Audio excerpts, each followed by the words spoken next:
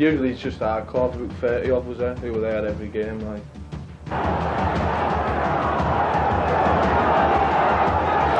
Just a mob who follow the lads who like a drink and a bit frisk if there's out going on. Punch up with the other lad. It's a laugh. I bet the coppers are dreading England-Scotland or...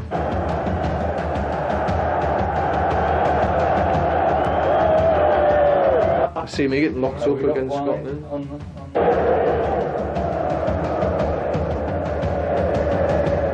They're the only team who can come close. I'd have thought Germany.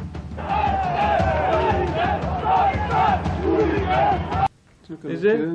It's just a bunch of lads, working class lads, having a drink and what you looking at kind of thing, isn't it? Right. Just having a dose, isn't it? They blow it out of all proportions, really. Everybody is fighting, like in mobs. Once you go to court, they make out as though it's us, the animals, smacking old women with flasks of tea, you know what I mean? Well, that's not right at all. It's lads exactly the same as us, under another banner, if you like, another team. As trouble became more frequent, so did the need to settle old scores. It was just as important for the fans to win the contest on the terraces as for the team they supported to win the match on the pitch. There's us, there's maybe another 9 or 10 clubs with like 10 lads everywhere, eh? And like, you get to know them kind of, eh?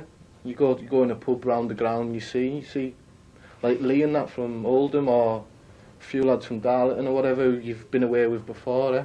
And like, you know that the good lads are not going to run and leave you and that, eh? So you just have a good laugh. Hit the drink and then have a frisk. We've had Sunderland in the FA Cup a couple of times. We've managed to get a replay both times, and both legs of them have been fairly spot on, like. Enjoyed ourselves. You can't help but get a frisk at Blackpool, like, it's full of lads. Night lads. We had to go with Chef Wednesday and Doncaster and some Blackpool lads, eh? It's alright, a few of the lads ended up on court for a free hour, that, but didn't go down, did they? No. Bolton a few years ago, we got run across the car park, but the year before we done them all hour. Used to phone through and tell us where to meet them. Like Wigan, we had a good do, because they phoned, we had it arranged. We met out the way in a pub just on the outskirts, and we had a good off there, like, random actually. It went off as soon as we got there, like, right through the town. There was big running battles there, windows going through and that. And we got close to Hampden Park, and there was a big park with a fence. We were going up past the park, and a load of jocks come running across. Hibs, I think, were there. That was the rumour that they were Hibs. There was us, Sheffield United, Northampton, a couple of other teams. There was only about 50 of us, loads of them. They were jumping over the fence and getting it, and then the coppers just swarmed. I mean, if you got picked out, you're unlucky. You got locked up there. Did you get unlucky? I was unlucky, yeah. I was only 16 at the time. Didn't run quick enough? We couldn't run, really. Well, I suppose you could, but we're Carlisle, aren't we? We don't run. Especially against the jocks. It was just going off everywhere. The year after, Hampden 87, England, it used to be home and away then, eh? And we were going down to Wembley, and we had a big kick-off in a service station, because we're the most northern club going down the M6. It was full of tartan divvies, you know what I mean? Full of all the jocks. First survey we had, there was like 20 odd of us in a van and just went off to fuck, like. We all got locked up.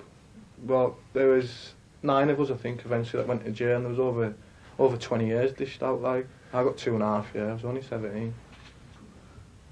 That was a good frisk. There was no police on out, like. I done 2 years out of it, you know, just for fucking about inside. Didn't get parole. I lost 3 months. Should have done 20 months. I done 23.5.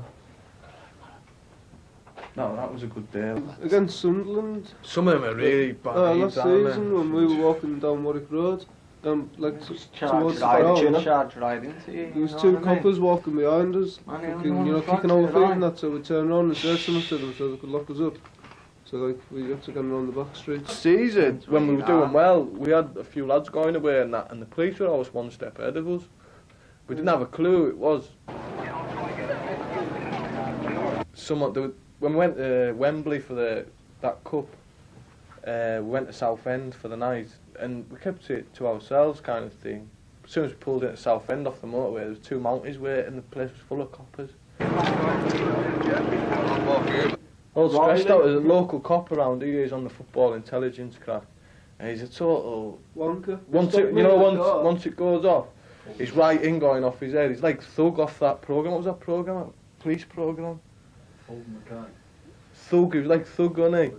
Right. Double of him, There's another stressed out couple that nuts. looks like Porridge. You walk down the street, Mikhail maybe a few of Porridge. yous going out of the game or whatever, and he'll wade in and just pick on someone and arrest them for now.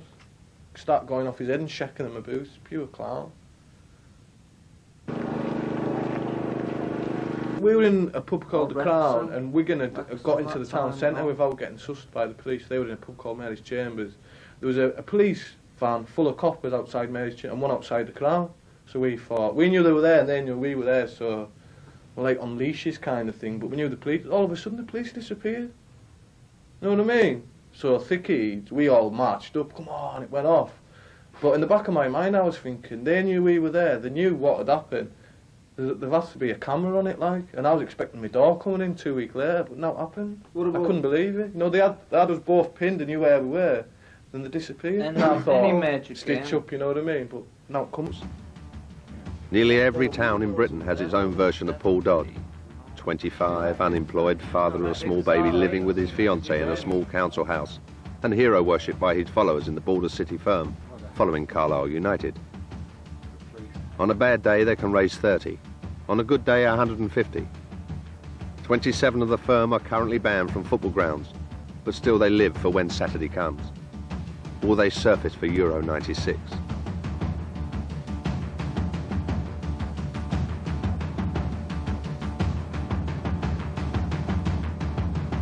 Most of us are banned anyhow. I've got a ban at the moment, banned from all football grounds in the country till August. So you can't go in anyhow, but you still go away and just sit in the town, have a drink, and if there's anyone there, it goes off, doesn't it? Most of our What are lads you are going to do banned. about the European Championship? We wouldn't have got. I'm banned, but I wouldn't have got a ticket anyhow. They'll be like gold dust, won't they? Just go down wherever we're playing, sit in the boozes. Just go for a drink and that, I think that's what the majority of the lads will be doing.